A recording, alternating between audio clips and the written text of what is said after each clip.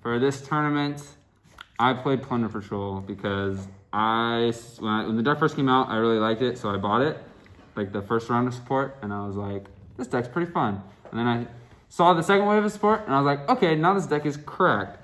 So I was like, yeah. Like Unchained. We don't talk about Unchained. Unchained's actually not bad, but I just didn't like how the deck played. So I got this deck and I started playtesting with it, and I was just loving how it played. So I decided to play for the tourney. Boom, the champ. Yeah, the champ. Oh yeah, I guess I should mention I won this year. Boom, let's go, yeah. So that was cool. I went 6-3 in Swiss. I actually got kind of bodied in Swiss. I lost to Trevor, Nathan, and Brennan. But they were all like pretty close matches. The thing is, we all went 6-3.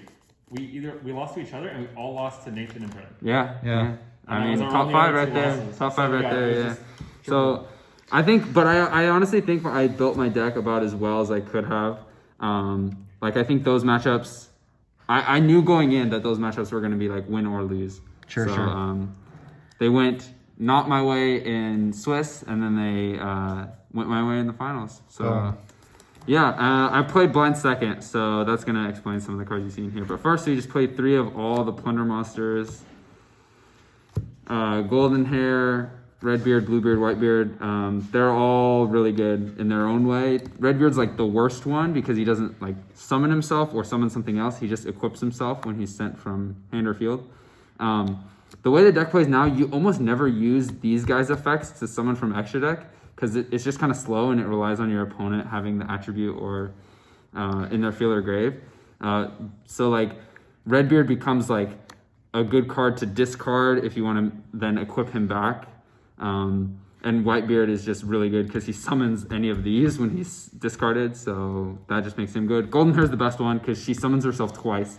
Drawing Golden Hair, Whitebeard, which I did a lot, is crazy because you go Golden Hair effect in hand, send this for cost, and then if they don't negate this summons itself, then you can go Whitebeard, summon Redbeard, and then that's a rank 4, a level 8 Synchro, or Blackbeard, and you haven't used your normal summon. So that combo is crazy. Yeah, these are all just good. You never want to cut any of them because you just need the names, and yeah. And then I played blind second, so I played 1 Pinkertops. This is the best going second card, I think. I remember being really mad when Konami hit this to 1, but imagining this card at 3 is kind of stupid because this card does so much against so many decks. You just summon it and it instantly applies pressure. Like starting your turn with this and then starting to play feels like you feel way more free. Yeah. And then I played hand traps, 2 Phantasme, 3 Veiler, 3 Ash. I think these were by far the best hand traps for our tournament and our format.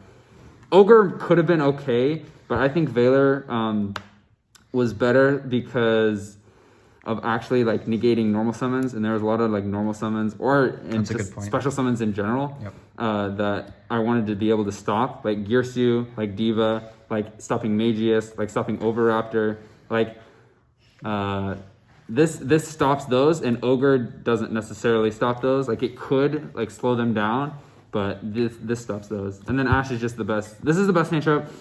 Ever since they printed this card, it should probably just be in every single deck. Like the fact that it's so generically good kind of makes me mad. Yeah, because it's stupid little forehead. And then Phantasme was crazy. Phantasme was so good. Oh, the feet's ugly. Feet's way worse. Feet's way worse though. Feet's way worse. Yeah. Feet just to see. Oh god. I was like, let me see how often this shows up. Yeah, this is terrible. Feet are terrible. 2 Phantasme.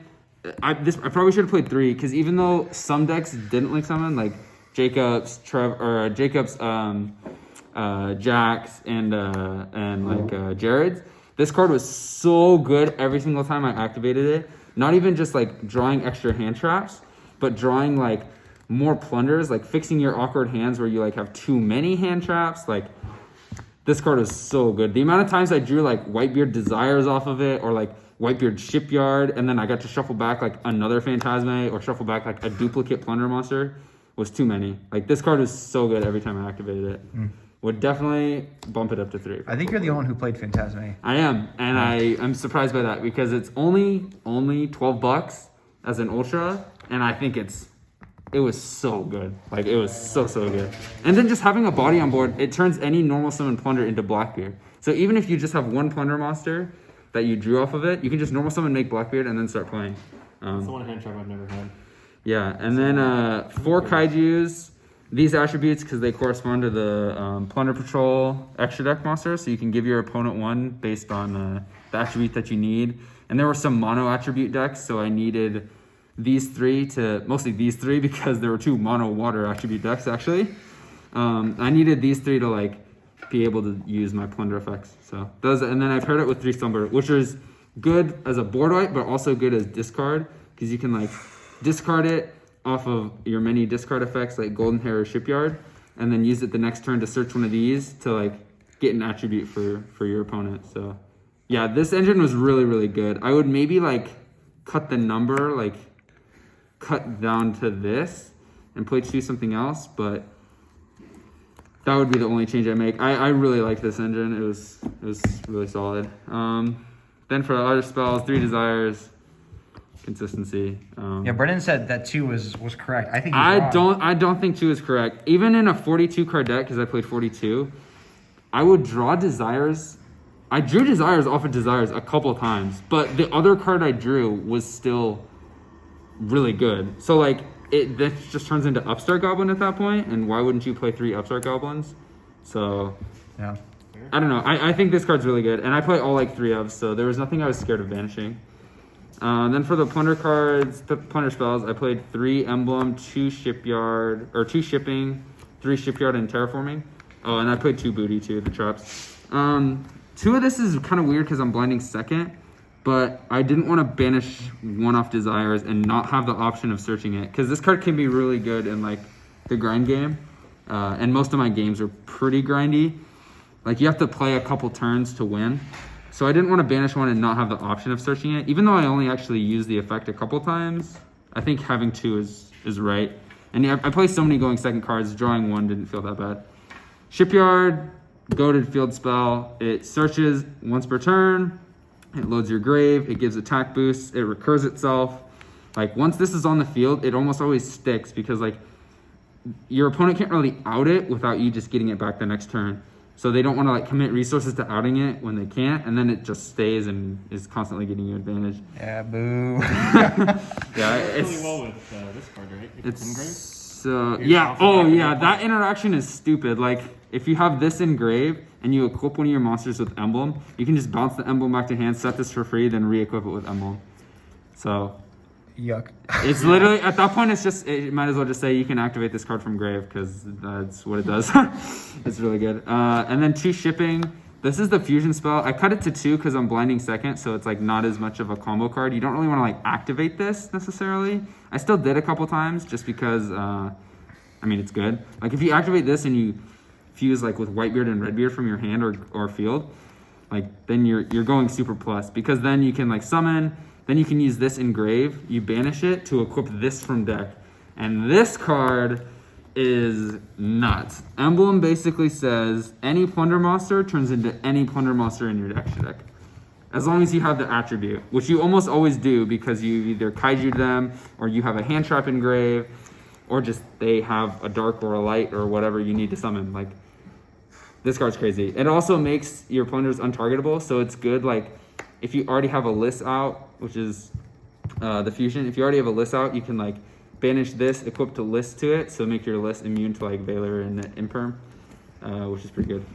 But yeah, this card's crazy. I would never play less than 3 of this in a Plunder deck. Even going second, like this card still seems like just way too good to not play at 3. It's like maybe not proactive, but I don't know, man. This card's crazy. So that's the main deck. Don't think I'd change a single card. No, 42. Okay. And I loved every single card in it. Like I don't think there was a card I didn't like to draw, except for Booty going second when I drew 2. But that's it. Anyway, extra deck, 3 Blackbeard. This card is so good. It's a free link too, because it only requires 1 Plunder monster. So you can turn like your Phantasmes and your Kaijus plus like 1 normal summon Plunder into this. And then this just gets you these, which all of these have their own niche. This is the best one because it negates monster effects and it doesn't have to be equipped to be a quick effect. So that gives it some flexibility. These two have to be equipped to be quick effects, but they all search when they like negate something or when they banish something. This banishes monsters, this banishes blood and traps. They all search, so you just never lose hand advantage. Even if you're discarding a card, you search a card that you can then discard and search another card, and then you have grave loaded, so you can do stuff. All of these are just so good. And then Blackbeard is crazy because you summon one of these and then you draw a free card. Like, drawing is good. It literally just says draw one. Like, I get what they were trying to do. Like, you want to maintain hand advantage with all of these. Like, they were trying to make it balanced. But this one just seems so free because you target any of your monsters, summon one from your extra deck, and then draw a free card. Like, resolving this turn 1 is like so good because then you can resolve it on their turn and like, yeah, I don't know, man. These are all just really good monsters. Like, these are the only extra deck monsters I summoned too. Like, we're about to get into the non-summonables: Borlode, Borlsword, Unicorn, White Aura Whale, Dweller. I summoned this once against Jacob, and I'm pretty sure I lost that duel because that was the one duel I won against. This was my only play. I could have made Mork, but he had a Toad out or something. I forget what the situation was, but whatever it was, I made a Dweller when like. Oh, because I had a frog play set up. You wanted to stop. You had like a frog play set up, and I didn't want him to like summon a Ronin back. But this was my only, like, I literally only had 2 level 4s and like no cards in hand. So I was like, okay, Mork's kind of dead, so I guess I'll make Dweller. But that was it. It never else came up. It's technically good going first against like graveyard decks, but I would just make these, and these did everything I needed them to. This was like a last minute throw in. As a board wipe, but I played Slumber, so I never needed it. And then Unicorn, Borlode, and Borlsword. Never needed them. These have so much utility effects. Like you can just get away with using these for everything, and you just out resource your opponent that way. So those could have been Cherry's targets. I could find maybe more suitable cards in the extra deck, but those are good. So side deck, this is maybe where I would change some stuff. I played 3 Dark Ruler. I wouldn't change this necessarily. It was good when I saw it against Trevor, and it could have been good against Jacob or against Nathan. And actually, I thought this would maybe be good against Jack too, but I didn't see it. So this card's good. It's hard to like not run this card. Like, it's just good against those monster decks because you can like then just like trade out their guys with like Mork if they're negated, and then even if you're not killing them, they're not doing damage, you're still just out resourcing them. I played a lot of back row hate. 2 reboot, 2 cosmic, 1 galaxy, mostly for Jacob. The reboots are for Jacob, but these are actually also for Brennan because I struggled a lot playtesting against him because of like secrets and the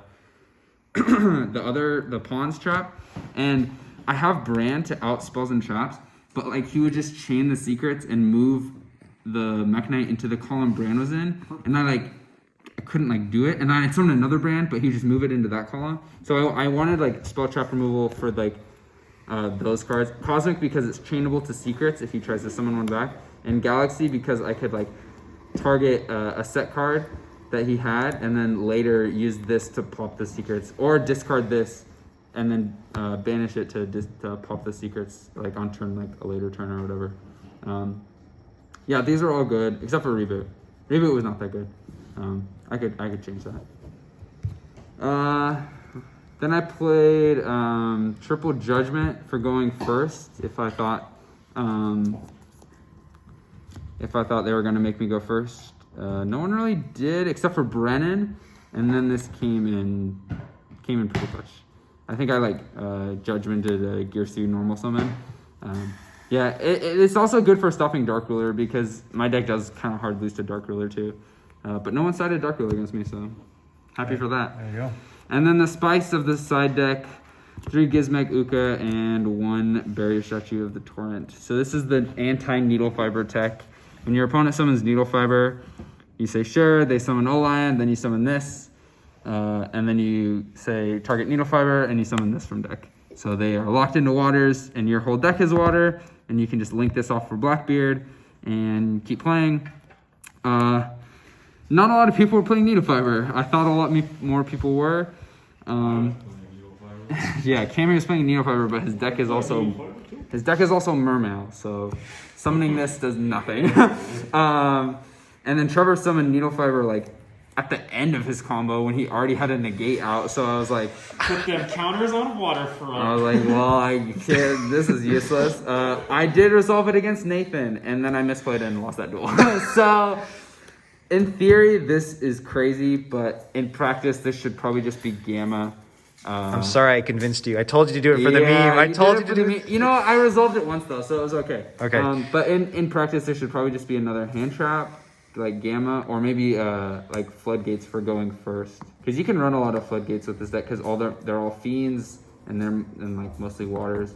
But yeah, this is good.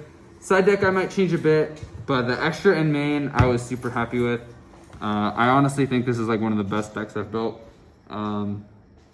Yeah, wouldn't change a lot. Perfect. Any final words? No, thanks for doing this. Whoa. 8 years running is pretty nice. It's pretty hype, pretty hype. There it is right there. Your champ, baby. Aidan Carpenter, Plunder Patrol.